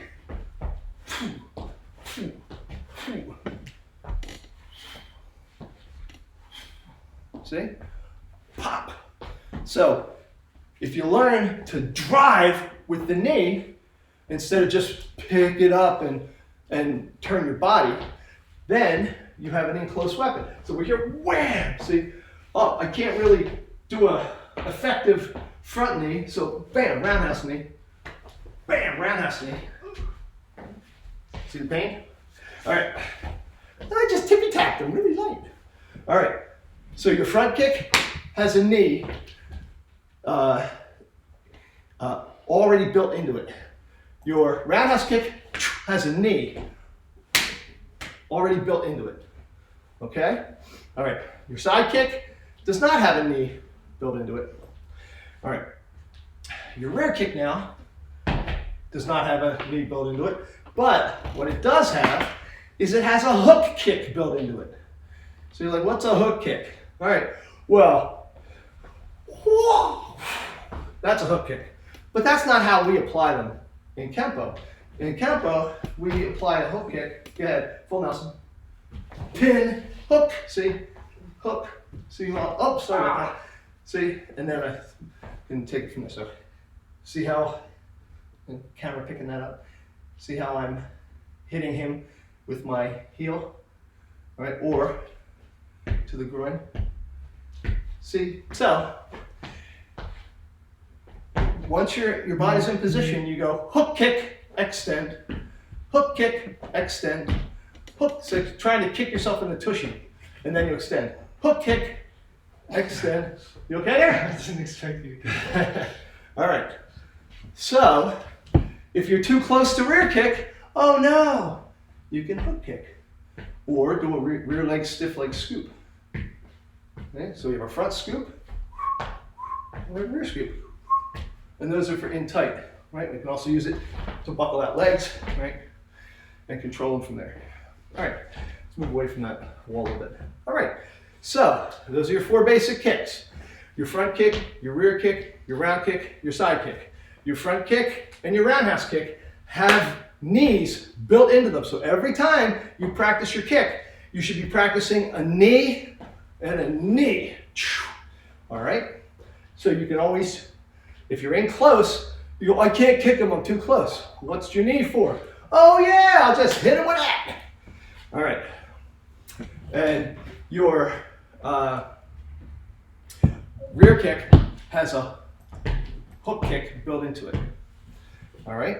So if you're too close to rear kick, boom, you can just hook. All right.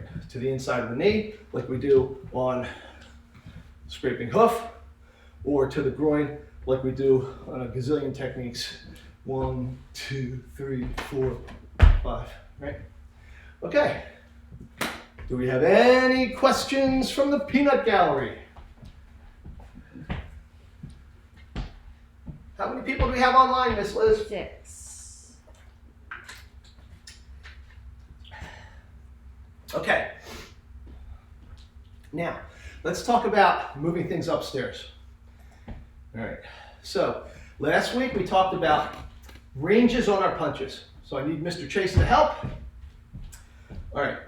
If Mr. Chase is there and I need to reach him, I'm going to do a fully extended punch. Boom.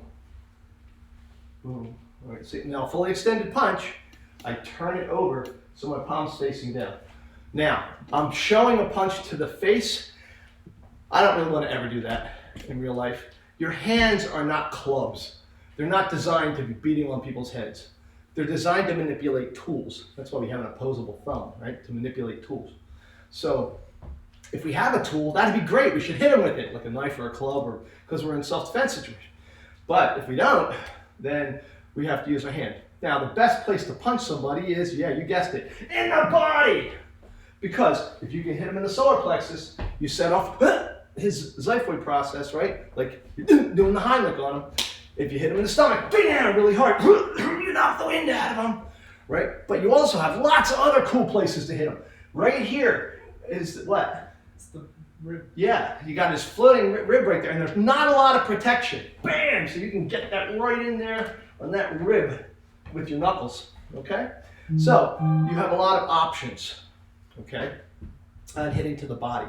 If you're behind him, you've got that punch to the kidney shelf again, and the punch to the kidney if you're getting closer to the spine. Okay, so now, your punch, range-wise, if we're fully extended, we turn it over.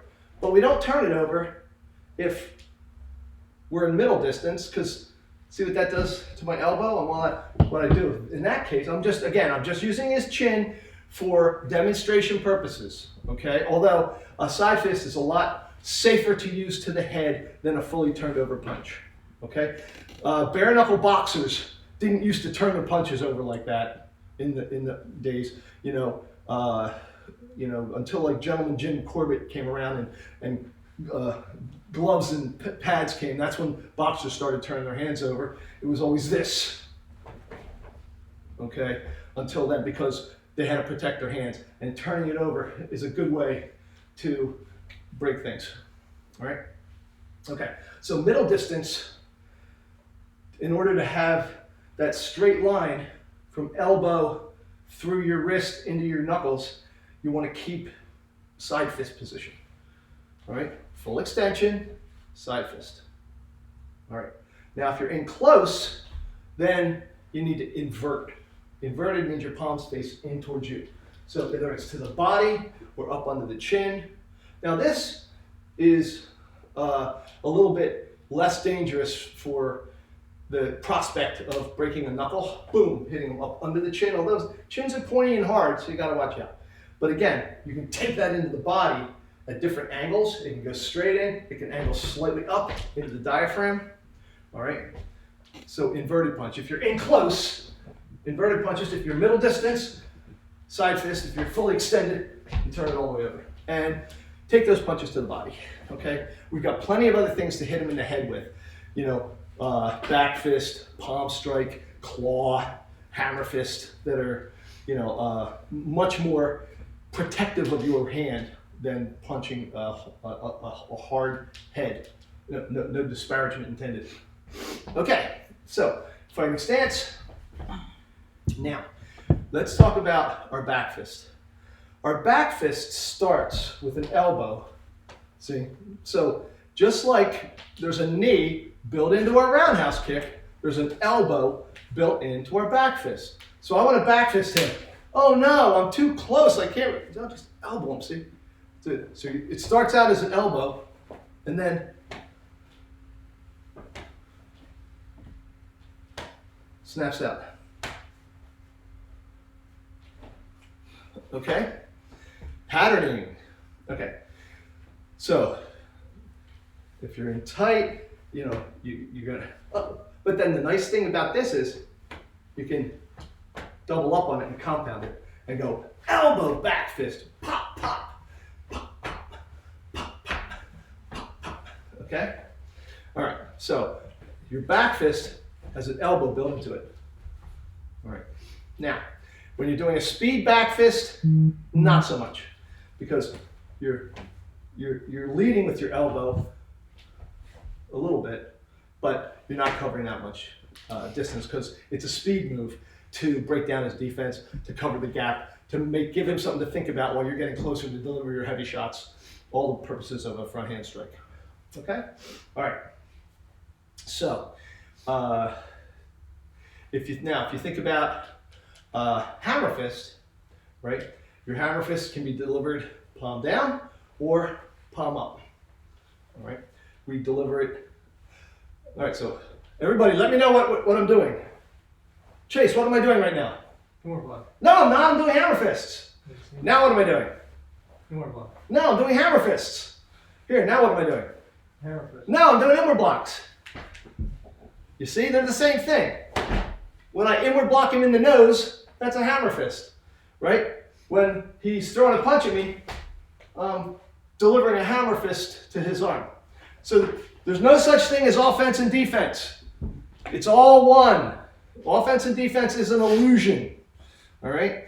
Your offense is a defense, your defense is an offense, okay? So don't get, first I have to defense and then I go to offense. It's all one thing. Now, what Mr. Parker liked to do is he liked to deliver all his blocks whipping style. Well, not all of them, but, whack! And of course, what that does is, if you have really good timing, is it really hurts the person you hit. They're like, ah! So you didn't just block, you took away the weapon. Bam! And now he's like, I don't want to hit that one anymore, that really hurt. Okay? But your timing better be pretty good. Okay? So we have 3 ways that we move. We have hammering, we have whipping, and we have thrusting. Right? So this is 3 ways we move that go along with our 3 power principles: linear motion, axis rotation, and marriage of gravity. All right. So as I come in with a hammer fist, right? I can deliver it on the downward diagonal. I can deliver it straight across like a block, right? I can deliver it palm down. Now, generally, if you're gonna hit somebody in the head, I know we practice back fists to the head all the time. It's probably safer to hammer fist them in the head than to back fist. Now, pros and cons. Back fist to the head has a little bit more risk associated with it, with hurting your hand. Hammer fist, you're hitting with that padded part, right? So it's much likelier to protect your hand from damage than the back fist. So why is this a problem? Well, let's say fighting's dynamic and I go like this, wham, and I back fist him, but that's where his chin is. Crack, ah! And I just broke 3 of the little bones in the back of my hand because I don't have much muscle there to protect them, right? So that's a problem. Whereas if I went like this, boom, like, that hurt, but nothing broke, right? Because I hit his pointy chin. Okay, so back fist delivered to the temple is great. That's a knockout shot. 2 knuckles to the temple. To the jaw is great. To the face. To the face is great. Okay, but there's a risk because if he goes like this and you back fist his head, you're probably going to hurt your hand. If he goes like this and you hit the point of his chin, you're probably going to break his hand. So a hammer fist is probably safer. So once you get up to intermediate levels, blue and green, sometimes when you're practicing back fists, do a hammer instead. Just so you know you have a choice there. I don't have to back fist. I can hammer fist with the exact same. See, back fist, hammer fist, back fist, hammer fist, back fist, hammer fist, back fist, hammer fist, back. See, it's the exact same motion. It's just the angle of my hand to protect it, right? Okay. Any questions on that? All right, does anybody need to see any particular techniques? If you can jump on chat and let me know, I can go over your stuff for you. All right, let's start out with our footwork set. Ready? Shuffle forward, shuffle back, shuffle left, shuffle right, probe forward, sit back, slip left, slip right, arc off. I'll do that from the side. Shuffle forward, shuffle back, shuffle left, shuffle right. Probe forward, sit back, slip left, slip right, arc off. All right, do that a couple of times. All right, when we go forward, our front foot goes first. When we go back, our back foot goes first. When we go left, our left foot goes first. When we go right, our right foot goes first. Probe, our front foot goes out. You put weight on it. You don't do this, right? You put weight on it and then come back. When you sit, you step back, you put weight on it and then come back. When you slip, you put weight on it and come back. When you slip, you put weight on it and come back. So you, boom. So hit the ball of your foot and bounce right back. Hit the ball of your foot, bounce right back. Hit the ball of your foot, bounce right back. Hit the ball of your foot, okay? And then arc, your front foot stays where it is, and that back foot rotates out. Now practice, once you learn the arc, practice it a lot. Because people's general tendency when confronted with danger is to back straight up. And backing straight up is usually a bad idea. Because number one, he can move faster forward than you can backing up. So if he's coming in fast, you're not going to outrun him. He's going to be faster than you. All right, number two, when you back straight up, it's easy to trip over something, fall over, and end up on the ground. All right, so as soon as you know how to arc, you need to practice getting off to the side. All right, so one meaningful sideways step done with speed and purpose, alacrity. All right, step, arc, get you off the plane of attack. Slip, arc, slip, arc, slip, arc, okay? Slip, arc. All right, so to get away from danger, when he's coming in linear, you go circular. So use the arcs to get your body off the plane of attack. I got my head off the plane of attack, now I got my body off the plane of attack. Get your head off the plane of attack, now you get your body off the plane of attack. Get your head off the plane of attack, get your body off the plane of attack. Whoop, whoop. If he's coming in low, your body comes off. All right? The problem, now, why do we learn probing and sitting? Well, the problem with shuffling backwards is it maintains distance. So, come here, Chase. So, if Chase is threatening me and he takes a shuffle forward and I take a shuffle back, we've just maintained distance. Now, sometimes when we're sparring, that's exactly what I want to do. I want to maintain distance until I'm ready to attack him or counterattack him. All right, but if he comes in with a punch, see, I did a sit back. Now see what I did? I cleared distance. I was here, that's where he was aiming, but I sat. Okay, so I can come right back and hit him because I kind of tricked him. He was expecting me to shuffle back and he was expecting to reach me, so he's shuffling in to punch me and I'm shuffling back. So he comes in as a shuffle, 1, 2, and I can deliver that shot before he can get his next shot off because I'm going to be hitting, counter punching, and I know that the minute he misses, boom, that's what I'm doing. And why can I do that? Because I matched his step with my back foot, but I didn't match his step with my front foot. See, because now I can't reach him. So the problem with shuffling back is you never get close enough to hit the guy. You just maintain distance. So the sit step allows me to lose ground and then come right back in and hit him without having to shuffle back in, which is just too slow. All right? All right. Just like a probe is to get in and hit a guy with an extension commitment. Pop! All right, to see what he's going to do. What's he going to do? What's he going to do? Bam! All right, if I was a boxer, that's what I'd have done. Overhand right to the jaw, but not barehanded. Just saying. Okay, so this does the same thing. If you go like this and he shuffles back, then you know you've learned something. Oh, I'm not going to be able to hit him with a hand strike. I'm going to need to do a kick, right? All right. But if he doesn't move, he's a blocker, so he blocks it. Woo! He cross blocked. Wham! Got him. Okay.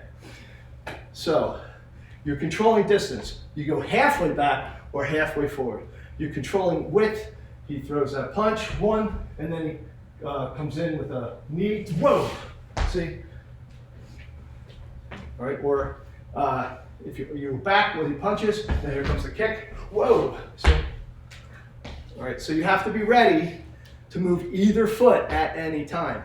So if you're favoring one side over the other, then you're going to have a little bit of a problem.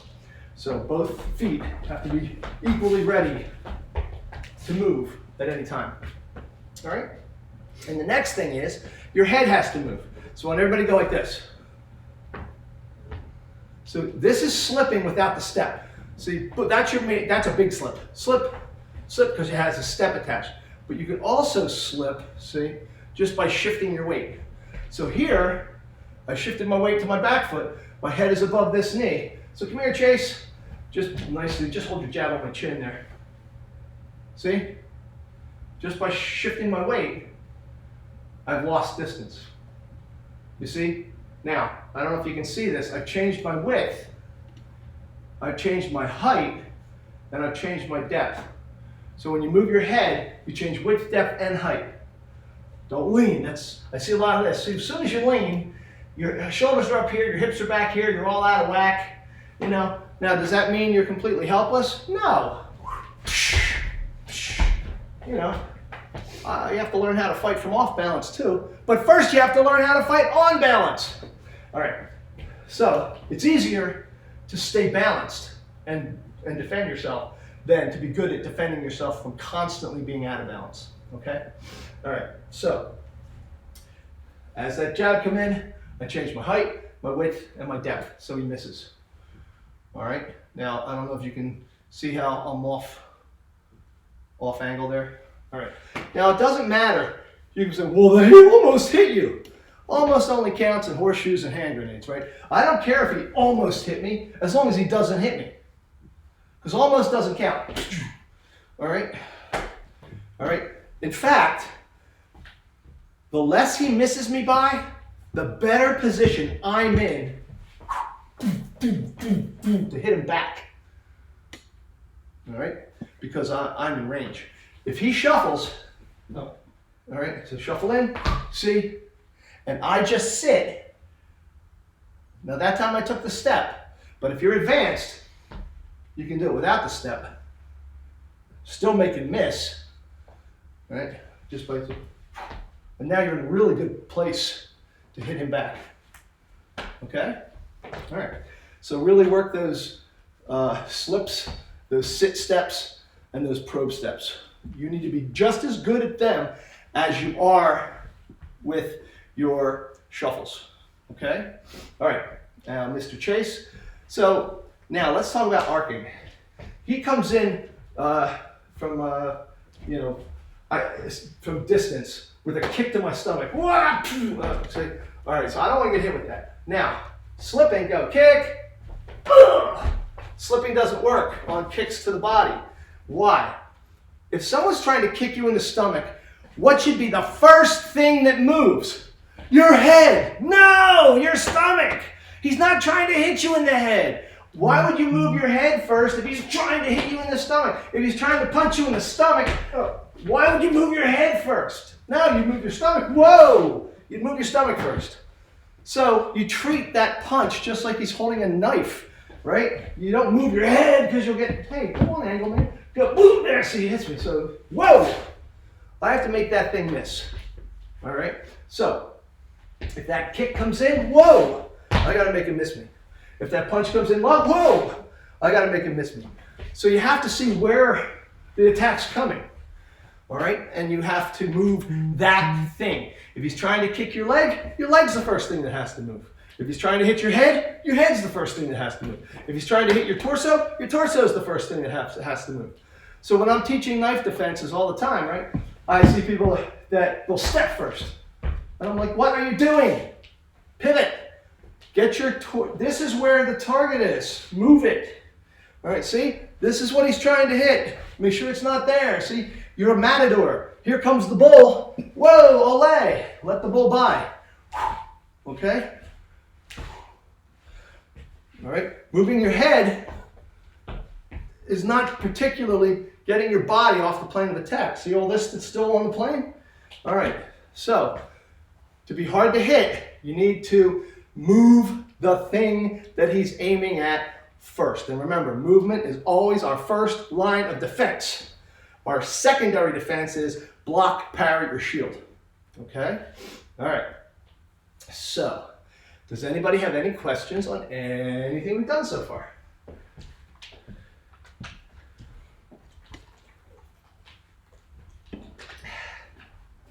All right. You got 8 minutes. Nick, Tom, Emma. All right. All right. So,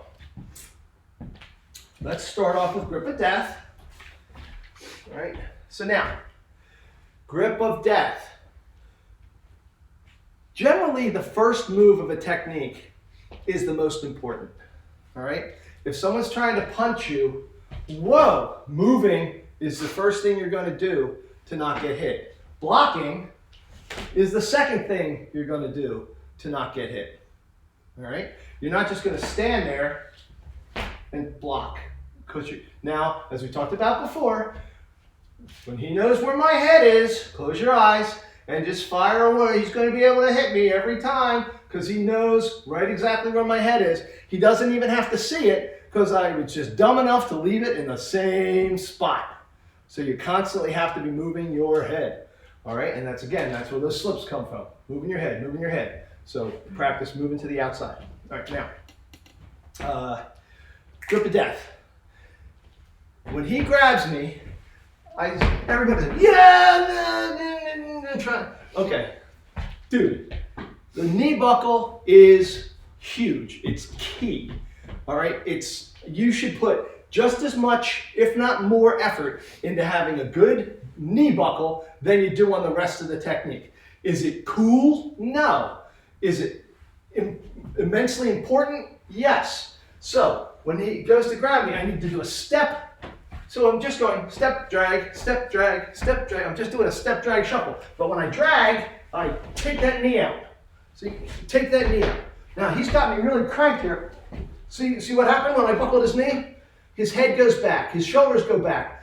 I might even break the hold just with the buckle, right? So he's got me cranked. See, his head go back. And then I have him to finish him off. All right? All right, so now, let's say you're a kid and you got a short arm and you're having trouble getting under his chin to lever him back. Hair's good. All right? To pull somebody back by the hair, you don't grab it like this. You go in at the hairline and then get a really good grip, right? Go in at the hairline and grab the root. Go in at the hairline and grab the root. Don't just reach down and try to grab it that way.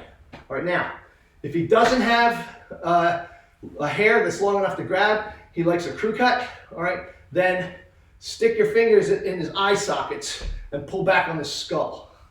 See? Yep, like a bowling ball. Now, watch what my elbow's doing. When I grab, I'm not just pulling with my fingers. I'm pulling my elbow down from the shoulder. So I have him here, right? I'm going to pull the elbow down from the shoulder. And then wham! I'll finish him off with a palm strike. And make sure you're pivoting to a forward bow and shifting your weight on your palm strike. See, even when you're not hitting him hard, don't do this. Buckle, hammer, and pump. Because this is all wrong. You're leaning, your weight's on your wrong foot, you're not going to hit him hard, and you're off balance.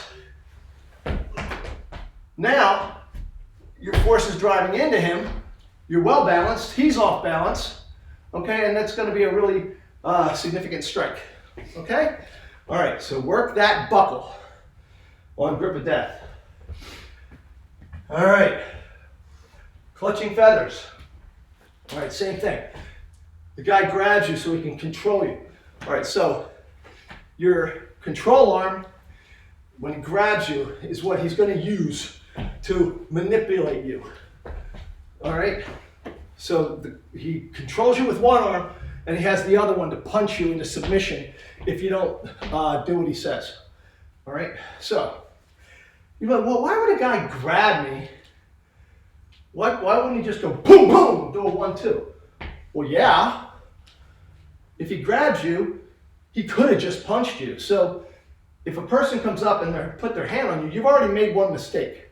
You've let someone come up, cross through striking distance, and get to grabbing distance without dropping back, getting your hands up, saying, stop, back off, you're too close. Right? All right? You didn't use your voice, you didn't use your awareness. Is it possible to be completely 100% aware 100% of the time? Probably not, unless you're hypervigilant. But you want to practice paying attention. All right? When you see people walking down the street with earphones in, looking at their phone, they're doing everything wrong. They are engaging in high-risk behavior. Now, there's snowflakes out there. They're allowed to do anything they want. They shouldn't be attacked just because they can't see and they can't hear. Okay, well, that's nice in snowflake land. But here in the real world, when you can't hear and you're paying attention to this and not your surroundings, you've just made yourself a high visible target to a predator. All right? So if you're jogging, put one earbud in, not two. Don't be walking down the street with your nose in your phone. Pay attention to the world around you so you can see danger before walks right up to you. But at any rate, if a person grabs you to control you, they want something else. They don't want you to hit you right away.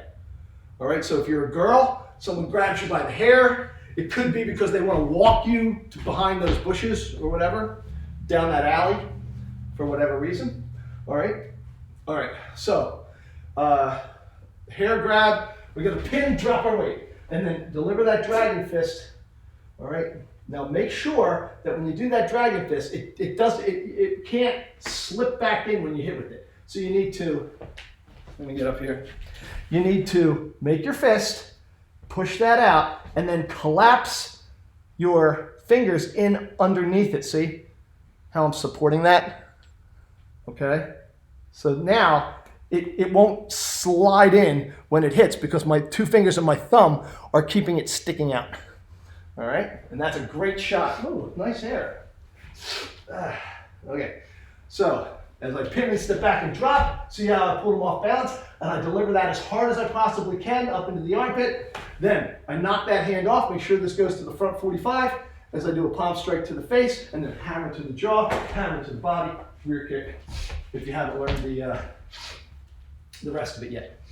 Okay, all right, so pin, drop, dragon fist. Make sure that you're set on both feet, all right? And then come over here for just a split second to protect against a possible roundhouse kick off the back leg, and then you're gonna explode forward with an outward block palm so that your arms move together, all right? And then hammer one, hammer two. This is a horizontal hammer, drop your weight, and then you can do a hook kick to the groin or a rear kick to the body, depending on where your leg is.